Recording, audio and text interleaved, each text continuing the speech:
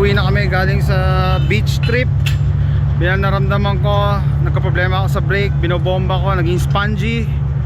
Chinek ko yung brake fluid ko, okay naman. And then just in the nick of time, umilaw yung brake, no, low brake fluid level.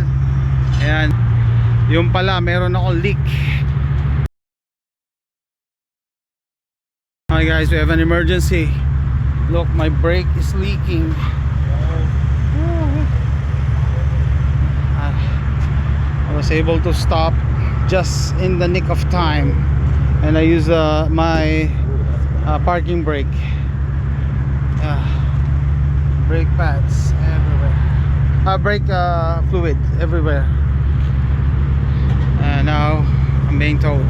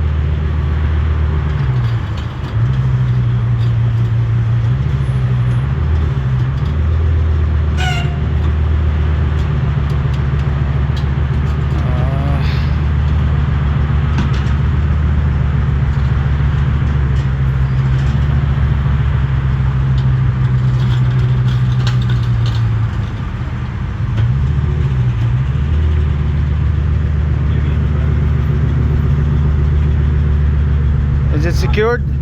It's too heavy on the back. I'm gonna get it from the front.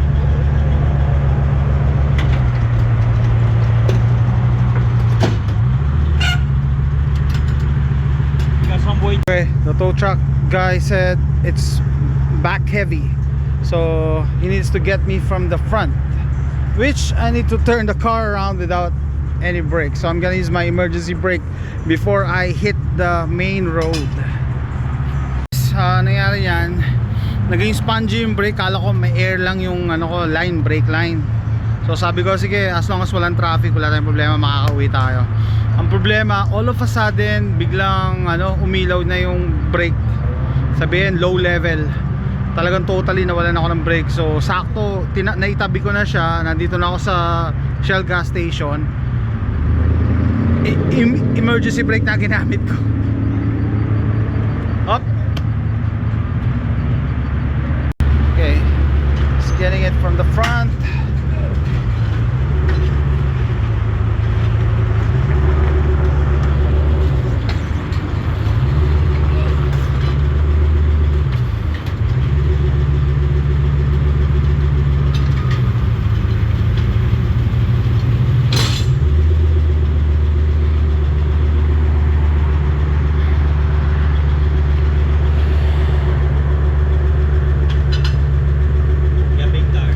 Yeah.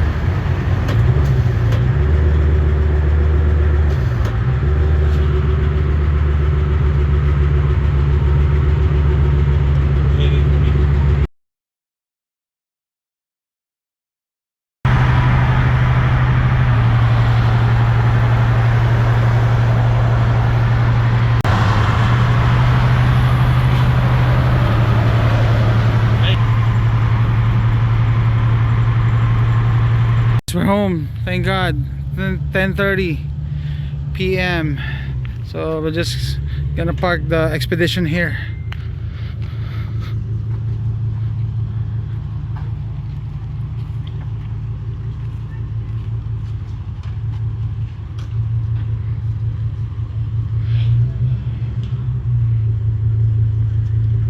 Hey, get the car.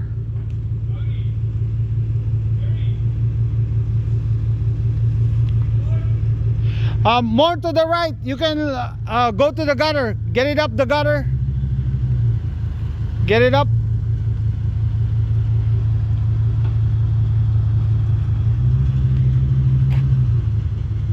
This guy's rad.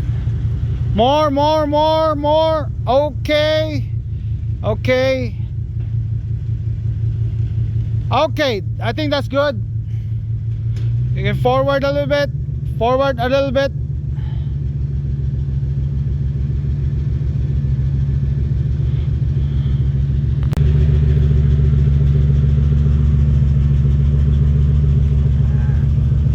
Man.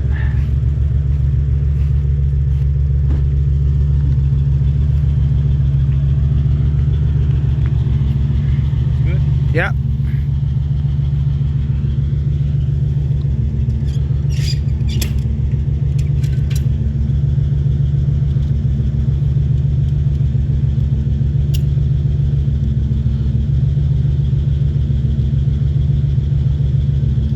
Guys, grabe nangyari sa amin.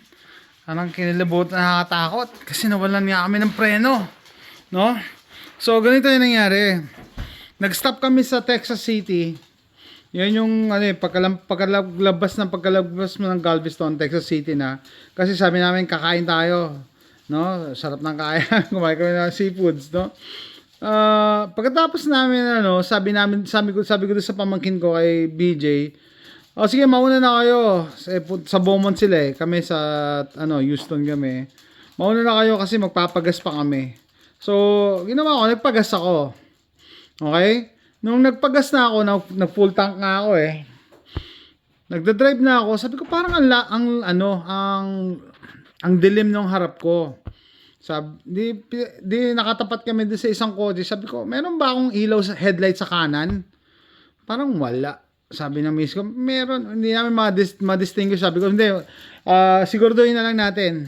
So, nagpark ako sa tabi, sa bakanting lote. And then, nagulat ako, wala akong headlight sa kanan. Walang headlight sa kanan. Misis ko, nagmamadali na kasi may pasok siya bukas, saka may gagawin pa siya. Sabi ko, hindi tayo pwede mag-drive ng walang headlight yung isa kasi sisitahin tayo ng polis, hulin tayo ng polis.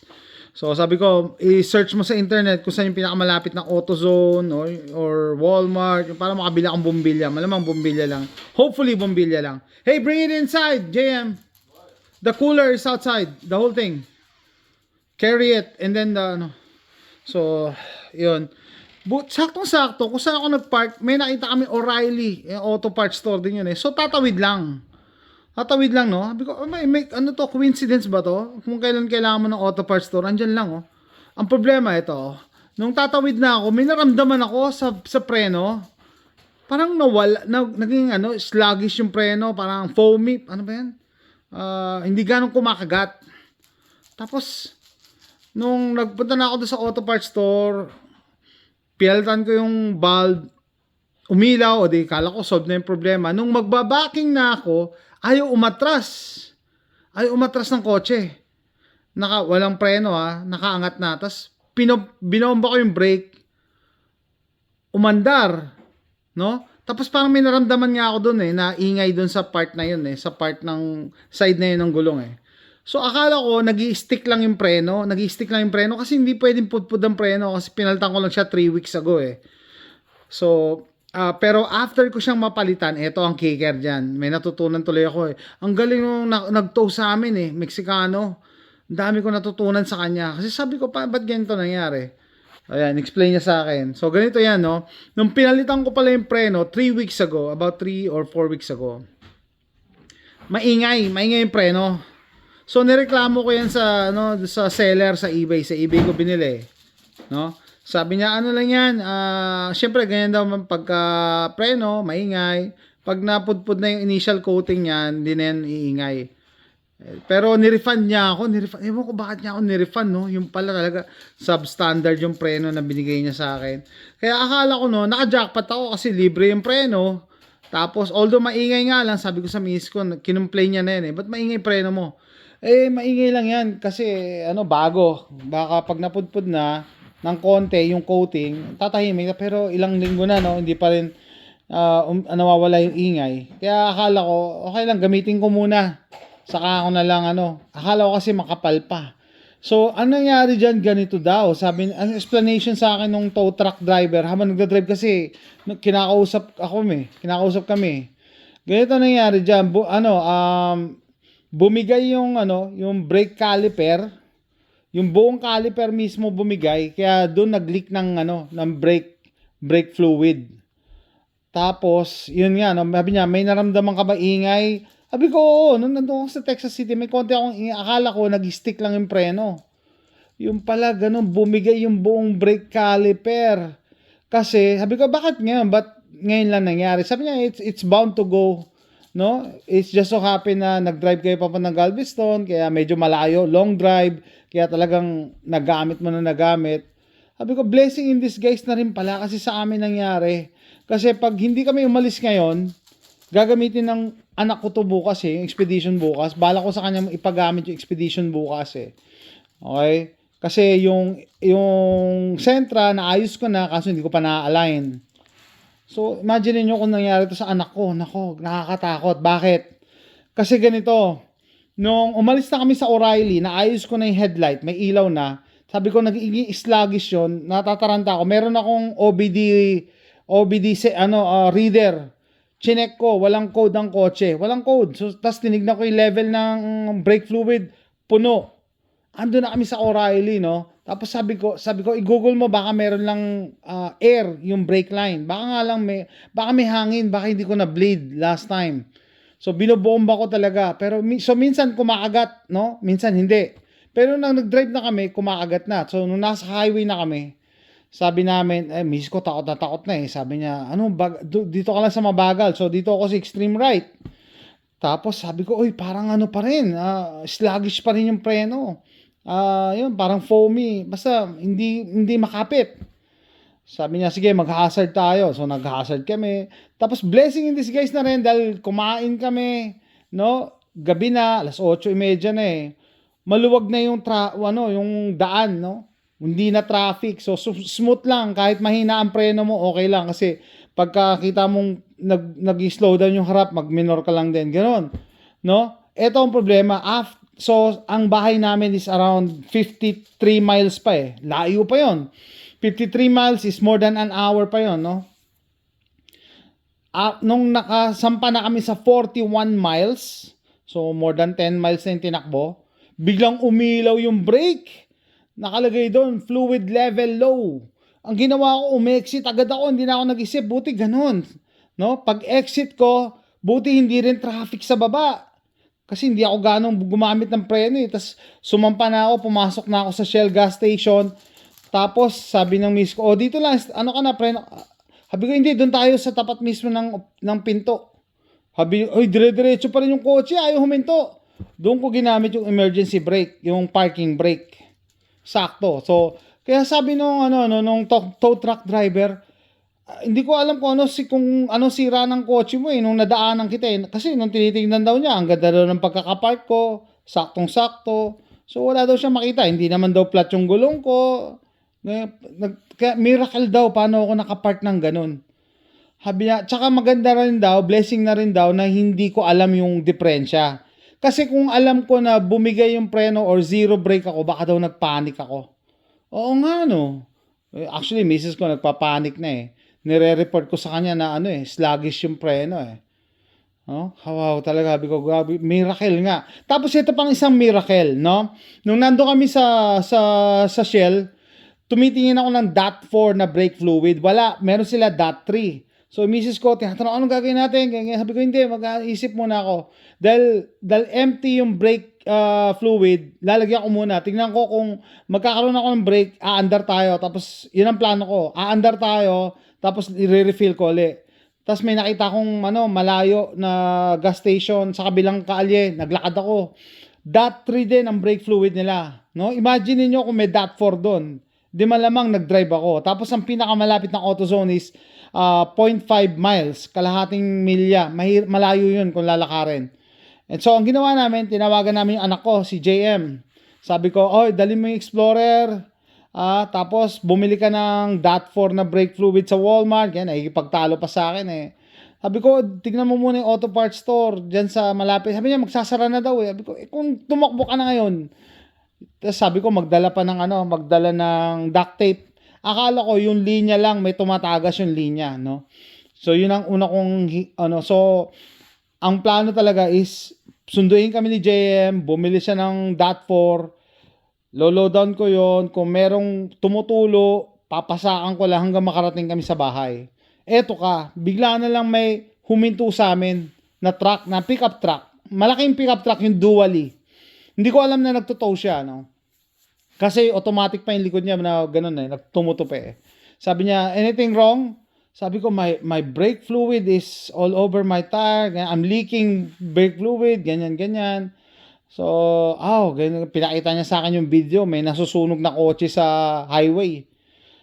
Sabi niya, do you know that brake fluid is flammable? Hindi ko alam yun ha. Tagal ko na nag-DIY sa kotse. Hindi ko alam na flammable ang brake fluid. Akala ko regular lang siya. I don't know. Basta fluid. Hindi ko naman alam na para daw siyang gasolina pag nasilaban or nakakuha ng spark. Doon ako kinabahan talaga. Tapos, di sige, payag na ako. Sabi ko, sige, pwede ba ito mo ako? Ganyan. Tapos naipagtawaran pa ako sa kanya. Sabi niya, saan ka ba? Sabi ko, doon sa lugar namin, around 42 miles pa yun eh. 42 miles. Sabi niya sa akin, normally, singilin ko sa'yo 350, 300 na lang. Sabi ko, yun na ba Sabi ko, wala akong pera eh. Ganyan. Sabi niya, hindi, malayo daw kasi yung lugar. Which is totoo naman, malayo pa eh. 40 miles pa yun eh. Lampas pa kami ng downtown eh. So, mula sa bahay namin, nasa east side kasi kami, nasiraan ako sa south side. Imagine mo, tapos dadaan ka pa ng downtown. Malayo nga naman. Tinatanong ko lang siya, pero sulit na sulit yung 300. No? So, doon sa magtatanong, baka sabihin niyo, yung insurance mo ba walang towing? Yeah, walang towing. Hindi ako nagpalagay towing. Kasi sabi ko, ano ba pwede masira? Usually, 100 lang naman binabayaran ko pa nagpapatow, yan, or $200. Tapos nasiraan kami sa malayo. Pero blessing na rin at doon na kami sa Gulf Freeway nasiraan. Hindi kami sa Galveston. Mas malayo yun. Doble ang layo. No? $300, okay. Lesson learned. And alam ko na rin na if ever na tumunog talaga yung brake, dapat ayusin agad. Hindi pwede. Akala ko, brake lang eh. Yung pala, pag nasira yung isang brake dahil connected siya eh. Isang system daw, in-explain niya sa akin eh. Pag nasira yan, hindi nagagana yung the rest, yung tatlo. Tama nga naman. Kaya napag-usapan, pag maimbento yung pag nasira yung brake mo sa kahit isa doon, pwede mo i-shut off para at least gumana yung likod. At kung gumagana yung likod, makakauwi pa ako eh. Hindi eh. Pag nasira kahit isa lang, nasira sa akin yung sa driver side eh. Wala nang brake yung tatlo na natira. Sabi ko, grabe yung Sabi ko, kaya nagpaalam ako sa kanya. Sabi ko, I don't believe in coincidences. Sabi ko, maybe God sent you. Kasi kung hindi ka nagpunta, hindi mo ako hinintuan, kasi sabi na miss ko, paano niya nalaman na may problema tayo? Nakataas yung hood natin eh. Yan ang universal sign na you need help. Pag nakataas ang hood ng kotse mo. So yun nga Sabi ko, kung hindi mo ako nakita, ida-drive ko yan, tapos i-refill ko lang. Delikado pala yon. Kasi konting spark daw, aapoy yung brake fluid. May kasama kaming aso, 3. Sama ko pa yung anak ko, asawa ko. Delikado daw. Delikado. Imagine ko nga eh. Baka nga kung kami makalabas eh. Baka yung mga aso namin hindi makalabas eh. Yun ang iniisip ko eh. Okay lang yung sakyan. Pero yun yung mga worst scenarios. Kaya kinilabutan talaga ako, guys. Sinishare ko sa inyo to. Just when you thought, alam mo na lahat, may natutunan na naman ako. Hindi ko talaga inimagine na magkakaproblema yung brake ko kasi 3 weeks or 4 weeks ago ko lang pinalitan yun eh. Bago yun eh. Kaso baka nga substandard yung brake pads na nabili ko. And siguro baka bumigay at may naging matalas daw, may matalas na part or shinred niya yung ano ko, yung brake line, I don't know. Hindi ko pa sisilip underneath eh. Pero wow, grabe, muntik na kami. Imagine niyo guys, mawalan ka ng preno sa highway or sa kalsada, no? Grabe. Imagine, di ko talaga kung matraffic, yari kami, makakadisgrasya kami. Kaya hindi rin daw siya makapaniwala. Miraculous din daw yung parking ko eh. Perfect na perfect eh. Kasi highway, exit ka sa feeder, tapos yun, pumasok ako dun sa Shell gas station. Swabing swabe. Last minute, nung hindi po may preno, mababangga ako na yung gasolinahan na store sa pintuan mismo. Tinapakan ko yung parking brake. Perfect. Wow, what an experience. Time check, it's 11 p.m. Hindi pa ako matutulog. Magbababa ako ng gamit dun sa expedition kasi ginamit namin sa beach. Tapos yung Nissan Sentra, yun ang gagamitin ng anak ko bukas ng umagang-umaga, alas 5. Kaya dapat sisiguraduhin ko mahigpit yung sa yung sa tawag dito, adjustment ng tie rod. Kasi alam ko maluwag yun last time kasi hindi ko pa siya na-align. Anyway, so that's it guys. Thank God talaga na walang nangyari sa aming masama. Walang nangyari. And if you look back talaga, yung mga events na talagang meron tong something na siguro may divine intervention na nangyari. Kasi kung nangyari yon na tumatakbo kami sa highway, hindi mo alam, no? Kung napaaga kami, kung hindi kami kumain sa Texas City, dire-diretso abutan namin yung traffic. Doon ba kami mabangga kami? Or kami whatever. Or doon magkaroon ng vehicle fire. Baka buti hindi sumilab yung kotse ko sa ilalim dahil nga kalat yung brake fluid. Pinakita ko naman sa inyo. Anyway guys, tatapusin ko na 'to, mahaba na salamat sa pero ako sinishare ko lang talaga yung adventure ko, yung experiences ko. Sana hindi nyo ma-experience, sana hindi nyo maranasan, pero just in case, lesson learned talaga, don't panic. Don't panic. Kasi sabi niya sa akin, kung alam mong nag zero brake ka or wala na talagang pressure yung mo, baka magpanic kayo, hindi mo maisipang tapakan yung emergency brake or hindi mo maisipang itabi. Tinabi ko agad eh. Ay, nako. Grabe. Taas pa na adrenaline ko. So, that's it guys. See you next time. Bye.